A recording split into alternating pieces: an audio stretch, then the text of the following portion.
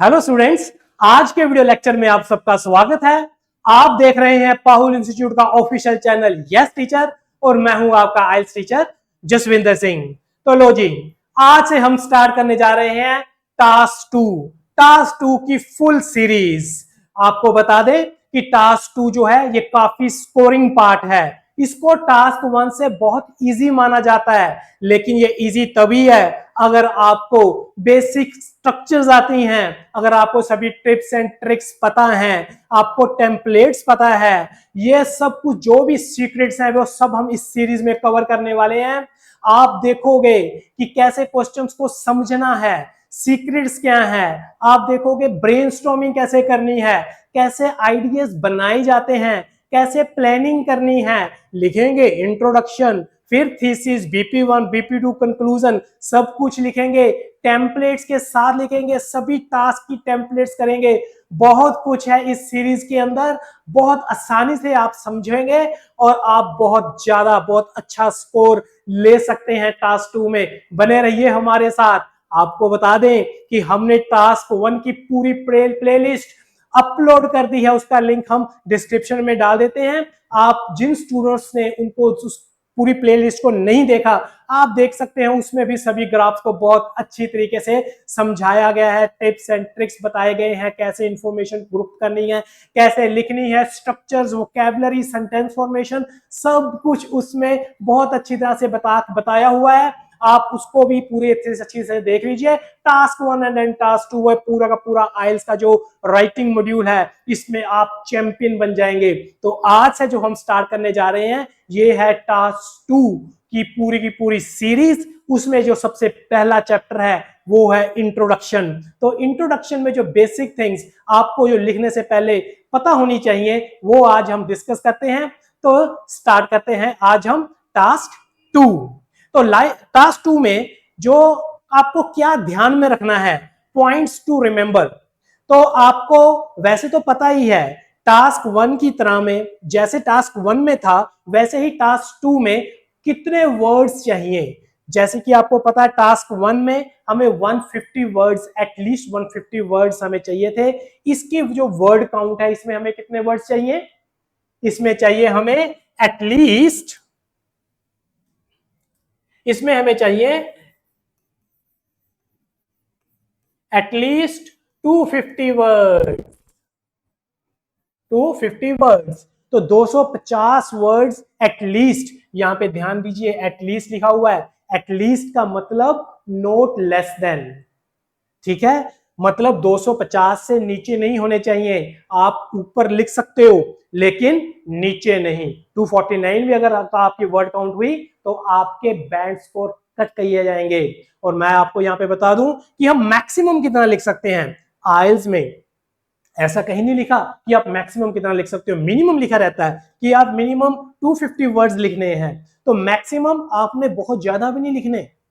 जैसे कि मान लीजिए आपने 350 लिख दिए तो आपने 100 वर्ड्स ज्यादा लिख दिए। अगर आपने 100 वर्ड्स ज्यादा लिख दिए तो उसमें जो आपने ज्यादा पार्ट लिखा है, 100 वर्ड्स जो ज्यादा लिखे हैं, उसमें गलतियां भी ज्यादा होंगी। वोकैबुलरी की गलती, ग्रामर की गलती, और जो है हमारी स्ट्रक्चर्स की गलती, बहुत सारी गलतियां उसमें हो सकती हैं। आप टास्क से थिरक सकते हैं, टास्क से बाहर जा सकते हैं। तो वो सभी की सभी जो गलतियां हैं उससे बचा जा सकता है अगर आप जितना कम लिखोगे। तो हमने कम लिखना है और जितना ज्यादा लिखोगे उतना टाइम भी ज्यादा लगता है, ठीक है ना जी। सो हमने ज्यादा नहीं लिखना, तो मैक्सिमम आप मान के चलिए इसमें आप 25-30 वर्ड्स ऐड कर लीजिए तो 250 वर्ड्स एटलीस्ट हैं। तो आप अपनी जो टारगेट है वो 275 280 वर्ड्स का आप मान के चलिए कि हमने 275 वर्ड्स के आसपास लिखना है, ठीक है। बहुत ज्यादा हमने नहीं लिखना। और ये रही हमारी वर्ड काउंट। और सेकंड जो चीज है वो है हमारी टाइम लिमिट। तो आप बताइए कि हमें कितना टाइम चाहिए इस टास्क के लिए। इस टास्क के लिए टास्क 1 के लिए कितना था, 20 मिनट्स, और टास्क 2 के लिए कितना है, 40 मिनट्स। तो यहां पे जो हमारी टाइम लिमिट है ये है 40 minutes, isn't it. This is the recommended time. तो हमारे पास टोटल टाइम पीरियड कितना हो गया, टोटल टाइम कितना हो गया टास्क 1 प्लस टास्क 2 को मिला के, वो है 60 मिनट्स। टास्क 1 के 20 मिनट्स, टास्क 2 के 40 मिनट्स, तो आपको टोटल 60 मिनट्स दिए जाते हैं।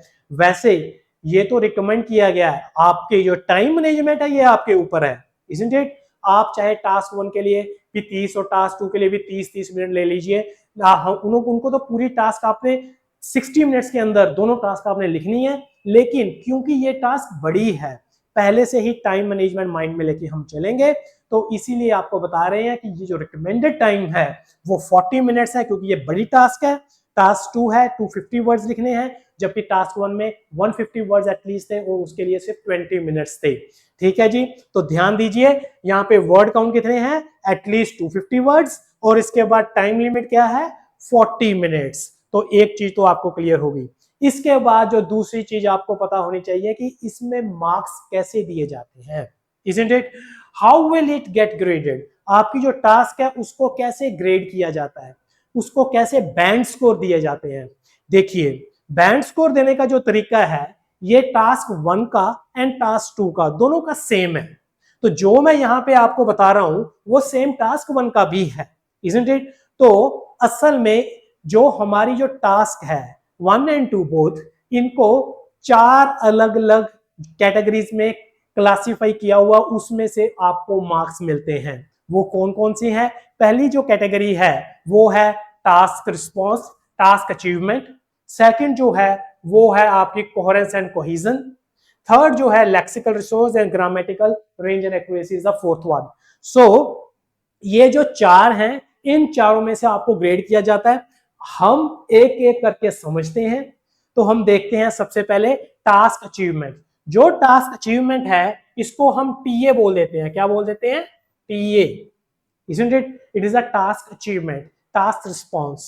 तो ये क्या चीज है? In fact task in the sense, in task 2 आपको होता क्या, आपको एक टॉपिक दिया जाता है, ठीक है, उसके ऊपर आपने एसे लिखना है। ये एसे राइटिंग है, एटलीस्ट 250 वर्ड्स में 40 मिनट्स के अंदर आपने किसी टॉपिक के ऊपर एक एसे लिखना है। तो जो वो एसे है, ठीक है, आपको टास्क दी गई है, आपको बताया गया कि आपने एसे किसके ऊपर लिखना है, तो आपने टॉपिक जो है उससे बाहर नहीं जाना, जो आपको पूछा गया है वही लिखना है। तो उसी को आपने कहां तक, जो आपको पूछा गया है वो आपका रिस्पॉन्स कहां तक उसके अंदर ही है, वही है, एक्यूरेट आपने वही लिखा है जो आपसे पूछा गया है। तो उसको बोलते हैं टास्क अचीवमेंट। आपने कितना अचीव किया। आप ज्यादा नहीं लिख सकते, आप कम नहीं लिख सकते, आप गलत नहीं लिख सकते। आप ये जो 3 चीजें हैं, ठीक है, आपको जो पूछा गया है वही लिखना है, कुछ ज्यादा नहीं लिखना, अपनी ओर से कुछ अलग से कुछ ज्यादा नहीं लिखना, कुछ छोड़ना नहीं है, कुछ कम नहीं लिखना और कुछ गलत नहीं लिखना। तो ये 3 चीजें आप अपने दिमाग में रखिए। तो ये जो तीनों चीजें हैं ये आती है टास्क अचीवमेंट में। आपने टास्क कितनी अचीव की, और आपको बैंड स्कोर 9, याद रखिए 9 बैंड स्कोर के अंदर आपको टीए को जो है वो इवेल्युएट किया जाता है। इसके बाद सेकंड जो है वो है coherence and cohesion. Coherence and cohesion को बोलते हैं सीसी। सीसी, अभी कोहेरेंस एंड कोहेजन क्या है? इसका जो नाम है, इसका नाम तो बहुत बड़ा है, थोड़ा कॉम्प्लिकेटेड सा है ना? तो ठीक है, आपको याद रखने की कोई ज्यादा जरूरत तो है नहीं है, जस्ट सीसी आप अपने माइंड में रखिए, शॉर्ट फॉर्म। तो ये सीसी है क्या, ये कोहेरेंस एंड कोहेजन है क्या, मैं आपको इसके बारे में हम आगे चैप्टर में बहुत अच्छी तरीके से टिप्स एंड ट्रिक्स देखेंगे, इलेबोरेट करके समझेंगे। आज के लिए जस्ट आप इतना समझ लीजिए, ये क्या है कि आप अपने रिस्पॉन्स को कितना ऑर्गेनाइज करके लिखते हैं, कितना आप इसको कोहेरेंट वे से ऑर्गेनाइज करके लिखते हैं, पैराग्राफ बना के लिखते हैं, ताकि जो समझने वाला जो है, जो पढ़ने वाला जो है, जो आपका एग्जामिनर है, वो अच्छी तरीके से उसको आपका रिस्पॉन्स समझ में आ जाए। ठीक है, जैसे कि मैं आपको बताता हूं, एक एग्जांपल से बात करते हैं। हम सब लोग मूवीज देखते हैं, आपको पता है, तो मूवीज में बहुत सारे सीन्स रहते हैं, isn't it? तो जितने भी सीन्स हैं, इनको जो एडिटर है उसको एक सीक्वेंस में वो स्टोरी लाइन के हिसाब से टाइम लाइन में वो अरेंज करते हैं, isn't it? तो पहले कौन सा सीन आएगा, फिर कौन सा आएगा, फिर कौन सा आएगा, उस हिसाब से जो है स्टोरी आगे बढ़ती है। अगर ऐसा हो कि जो सीन है उसको ऊपर नीचे करके लगा दिया जाए, ठीक है, तो मतलब अगर ऊपर नीचे करके लगा दिया जाए तो वो जो स्टोरी है आपको समझ में ही नहीं आएगी।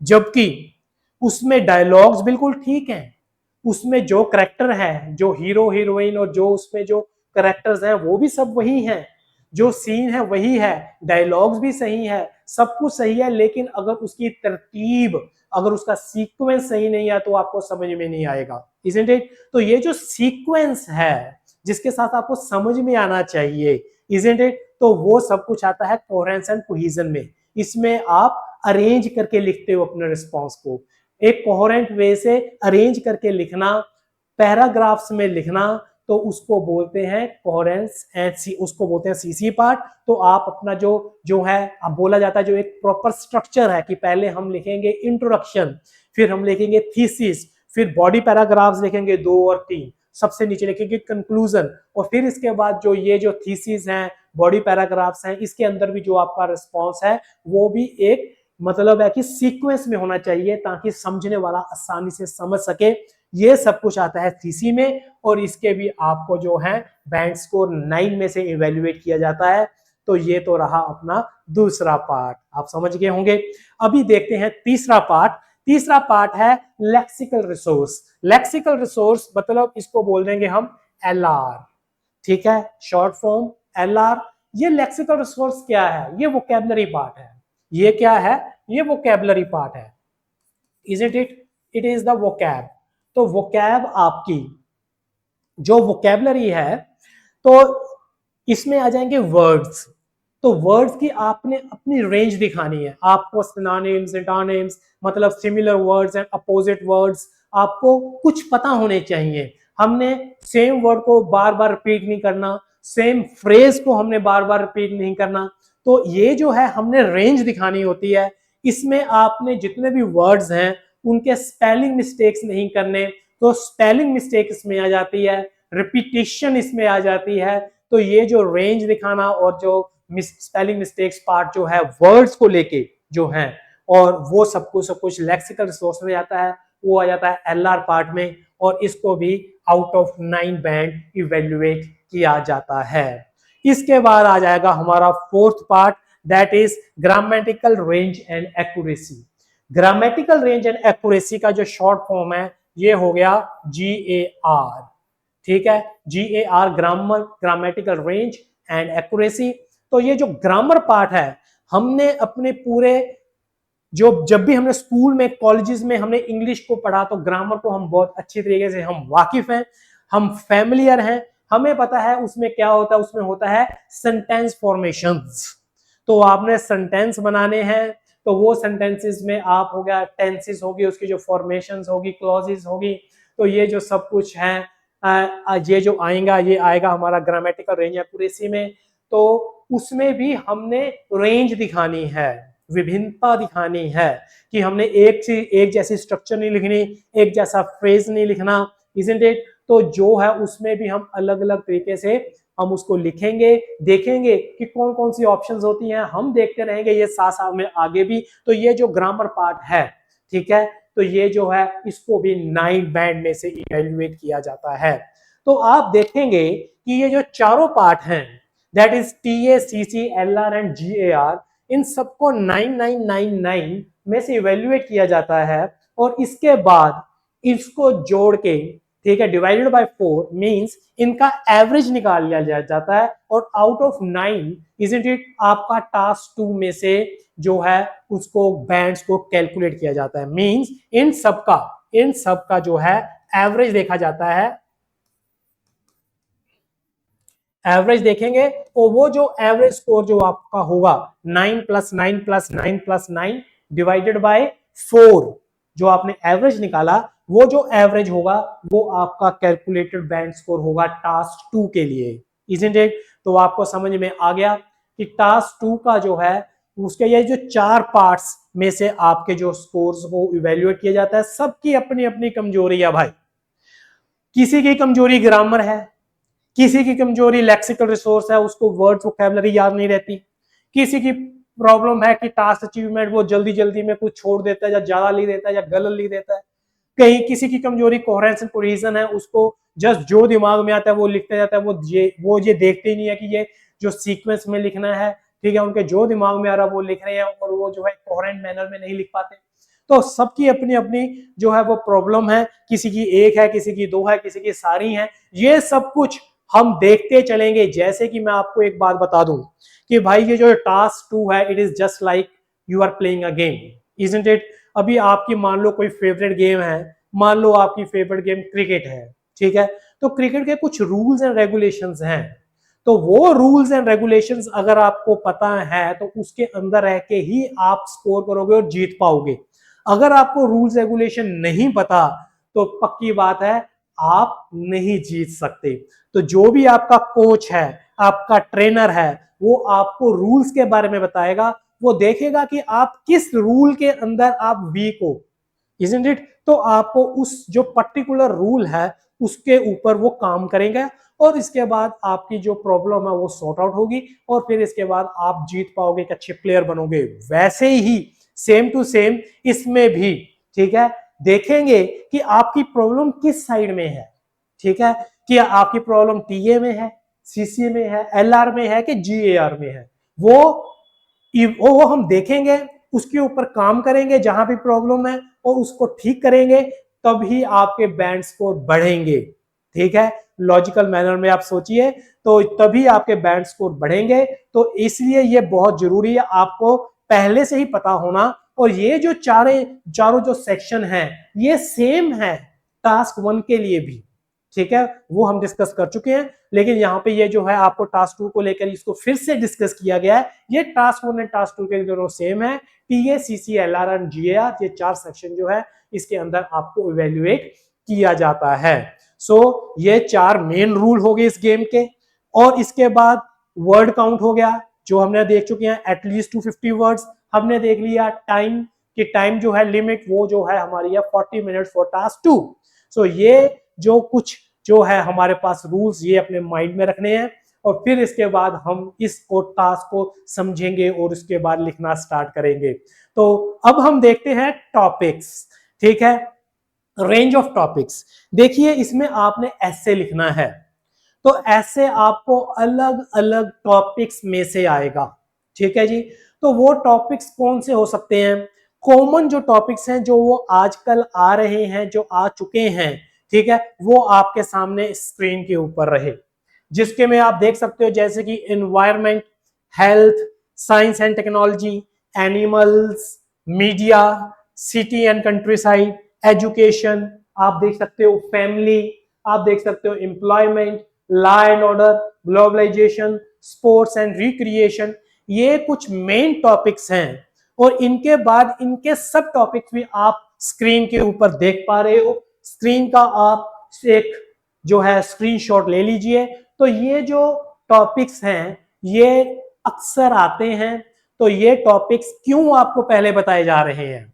इसीलिए क्योंकि देखिए आप tips and tricks, grammar, vocabulary, ये जो सब कुछ तो आप कर लेंगे, लेकिन मान लीजिए कि आपको वहां पे कोई ऐसा टॉपिक आ गया जो जिसके ऊपर आपने प्रैक्टिस नहीं की, तो ये तो होता क्या है कि आपको आइडिया फॉर्मेशन करने में आपको प्रॉब्लम आएगी, पहली बात, इजंट इट। और दूसरी बात, उस आइडिया फॉर्मेशन करने के बाद उस पर्टिकुलर टॉपिक के रिलेटेड जो वोकैबुलरी है उसकी भी रेंज आपके पास बहुत कम होगी अगर आप पहले से ही उस पर्टिकुलर टॉपिक के बारे में नहीं पढ़े हैं। तो देखिए इस पूरी सीरीज के अंदर आपको ये सभी टॉपिक्स तो हम नहीं कवर कर सकते, हम सब कुछ सारी टेक्निक्स देखेंगे कि ब्रेनस्टॉर्मिंग कैसे होती है, प्लानिंग कैसे होती है, कौन सी मेन स्ट्रक्चर्स हैं जिसके आप हाई बैंड स्कोर ले सकते हो, टेम्पलेट्स कौन कौन सी हैं, टास्क कौन कौन सी हैं, वो सब कुछ देखेंगे हम लोग, ठीक है। लेकिन टॉपिक्स जो हैं इनमें से हम कुछ लेंगे और कुछ छूट जाएंगे। आपका काम ये होगा कि जब पूरी सीरीज हो जाएगी जस्ट आपको बाकी जो बचे हुए टॉपिक्स हैं उनको जस्ट आपने इंटरनेट में या किसी बुक में जस्ट एक बार रीड करना है, ठीक है, कि आपके पास वोकैबुलरी हो और आइडियाज एक बार आपने पढ़ लिए स्टोरी की तरह, वो तो कोई कभी भूलता ही नहीं है, इजंट इट। तो टॉपिक्स के बारे में जस्ट आपको बता दिया गया कि ऐसे टॉपिक्स वहां पे आते हैं। तो ये तो था आज का हमारा जस्ट एक इंट्रोडक्शन चैप्टर। भाई आपको बता दें कि जो मेन पढ़ाई है वो नेक्स्ट क्लास से स्टार्ट होने वाली है। नेक्स्ट क्लास में हम देखेंगे कि सबसे पहले तो भाई टास्क 2 के क्वेश्चंस को समझा कैसे जाता है। अगर क्वेश्चन अच्छी तरह से नहीं समझे तो भाई आंसर भी गलत हो जाएगा। और अक्सर स्टूडेंट्स जो है वो क्वेश्चंस को जल्दी में गलत पढ़ जाते हैं, गलत समझ जाते हैं, जिसके साथ वो गलत आइडियाज फॉर्मेशन करते हैं और गलत ही लिख देते हैं। तो वो गलती आपसे ना हो, बहुत इंपॉर्टेंट है। आगे वाला जो लेक्चर है हम बिल्कुल स्टार्टिंग से 1 बाय 1 हम चलते जाएंगे। हम देखेंगे कि क्वेश्चंस को कैसे पढ़ना है, सभी क्वेश्चंस को अच्छे से समझने के जो सीक्रेट्स हैं ये आने वाले लेसन में, लेसन नंबर 2 में हम देखने वाले हैं। और ये जो आपके सामने इंट्रोडक्शन दी, आप एक बार इसको रिवाइज कर लीजिए। तब तक के लिए आगे वाले लेसन जब तक आपके लिए आता है, तब तक के लिए नमस्कार, जय हिंद।